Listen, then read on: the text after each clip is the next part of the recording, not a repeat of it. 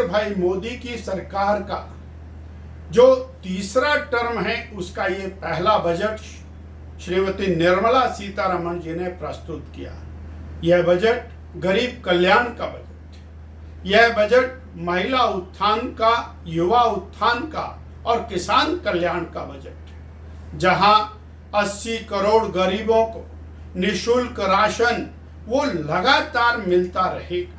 3 करोड़ गरीबों को ग्रामीण क्षेत्र में पक्के मकान, 1 करोड़ गरीबों को शहरी क्षेत्र के अंदर पक्के मकान इस वर्ष देने की इसमें प्रावधान किया है। ग्रामीण विकास की दृष्टि से 2,52,000 करोड़ रुपए का प्रावधान और शहरों के संपूर्ण विकास के लिए 10 लाख करोड़ रुपए का जो प्रावधान किया है वो शहर और ग्रामीण विकास के लिए एक अनूठा संगम वो इस बजट के अंदर दिखाई देता है। जहां युवाओं की दृष्टि से और 1,52,000 करोड़ रुपए के बजट का प्रावधान शिक्षा और स्वरोजगार की दृष्टि से उपलब्ध कराया है, वही 1 करोड़ युवाओं को और ट्रेनिंग की दृष्टि से प्रावधान करते हुए 5,000 रुपया महीना उनको ट्रेनिंग के दौरान दिया जाएगा। ऐसा प्रावधान युवाओं के लिए क्या है ताकि वो आने वाले समय में स्वरोजगार की तरफ बढ़ सकें। 3 लाख करोड़ रुपया महिला विकास के लिए इस बजट के अंदर प्रावधान किया है।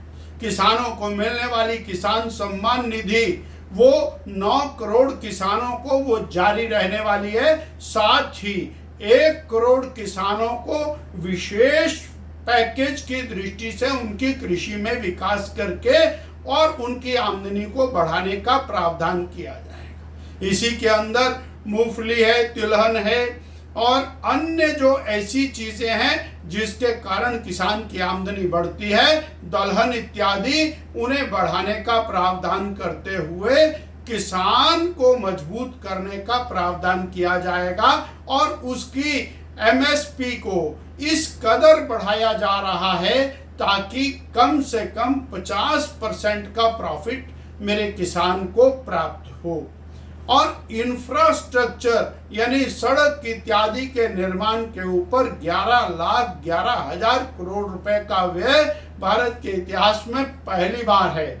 लगभग 40,000 किलोमीटर 4 लेन हाईवेज का निर्माण, 6 लेन, 8 लेन, 10 लेन हाईवेज का निर्माण और इसी तरह से 60,000 किलोमीटर ग्रामीण सड़कों के निर्माण का प्रावधान इस बजट के अंदर किया है। अगर हम हिमाचल के परिप्रेक्ष्य में देखें तो हिमाचल गांव में बसता है, बहुधा किसान है, तो किसानों के लिए, ग्रामीण के लिए, गरीब के लिए जो बजट के प्रावधान है वो हिमाचल को लाभ करते हैं।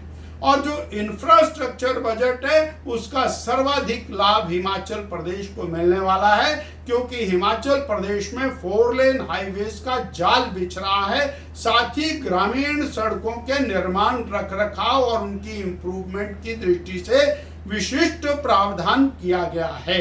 इतना ही नहीं, गत वर्ष जो आपदा हिमाचल में आई थी उस आपदा राहत के लिए विशेष प्रावधान इस बजट में हिमाचल के लिए श्रीमती निर्मला सीतारमण ने और पार्लियामेंट में घोषित किया है।